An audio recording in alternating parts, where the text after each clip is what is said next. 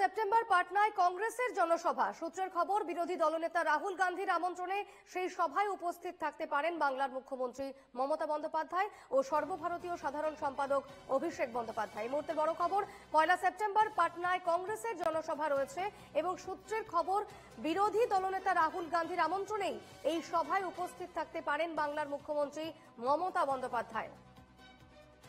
বিস্তারিত জেনে নেব, রণজয় মুখোপাধ্যায় রয়েছেন আমার সঙ্গে এই মুহূর্তে। রণজয়, 1 সেপ্টেম্বর পাটনায় কংগ্রেসের একটি জনসভা রয়েছে এবং যেটা সূত্র মারফত জানা যাচ্ছে যে মমতা বন্দ্যোপাধ্যায়, অভিষেক বন্দ্যোপাধ্যায়রা এই সভায় উপস্থিত থাকতে পারেন। কি তথ্য রয়েছে এই মুহূর্তে?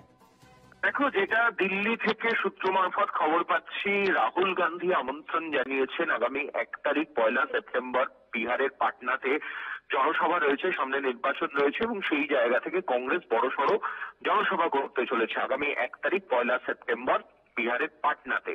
এবং এই জনসভায় রাহুল গান্ধীর তরফে আমন্ত্রণ জানানো হয়েছে বাংলার মুখ্যমন্ত্রী মমতা বন্দ্যোপাধ্যায়কে এবং তৃণমূল কংগ্রেসের সর্বভারতীয় সাধারণ সম্পাদক অভিষেক বন্দ্যোপাধ্যায়কে। সূত্রের খবর তেমনই, রাহুল গান্ধীর সঙ্গে সেই জনসভায় উপস্থিত থাকবার সম্ভাবনা রয়েছে মমতা বন্দ্যোপাধ্যায় এবং অভিষেক বন্দ্যোপাধ্যায়।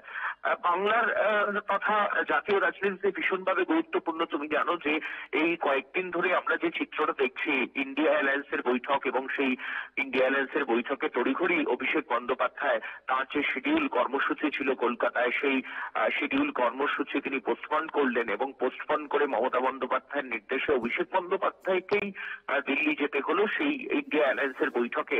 রাহুল গান্ধীর বাড়িতে সেখানে বৈঠক করা, নৈশভোজ, আলাদা করে বৈঠক, রাহুল সোনিয়ার সঙ্গে অভিষেক বন্দ্যোপাধ্যায়ের সহ 15 জন শীর্ষ নেতৃত্বের 45 মিনিট ধরে, এছাড়াও তো ইন্ডিয়া অ্যালায়েন্সের ঘন্টা দুয়েকের বৈঠক হয়েছে।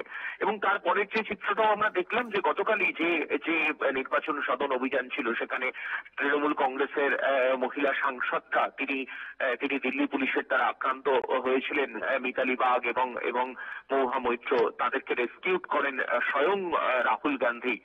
তিনি সবসময় পাশে ছিলেন এবং তাদের সেবা শুশ্রূষা করেছেন রাহুল গান্ধী নিজে এগিয়ে এসে।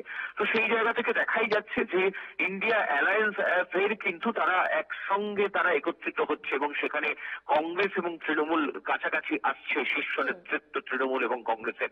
এবং সেখান থেকেই রাহুল গান্ধীর আমন্ত্রণে মমতা বন্দ্যোপাধ্যায় এবং অভিষেক বন্দ্যোপাধ্যায়কে আমন্ত্রণ জানানো বিহারের পাটনায় যে জনসভা হতে চলেছে, কংগ্রেসের বড় জনসভা হতে চলেছে, সেটা কিন্তু রাজনৈতিকভাবে জাতীয় রাজনীতিতে ভীষণভাবে তাৎপর্যপূর্ণ এবং ইন্ডিয়া অ্যালায়েন্সের ক্ষেত্রেও কিন্তু ভীষণভাবে গুরুত্বপূর্ণ আগামী সময়ের জন্য বলা যেতেই পারে।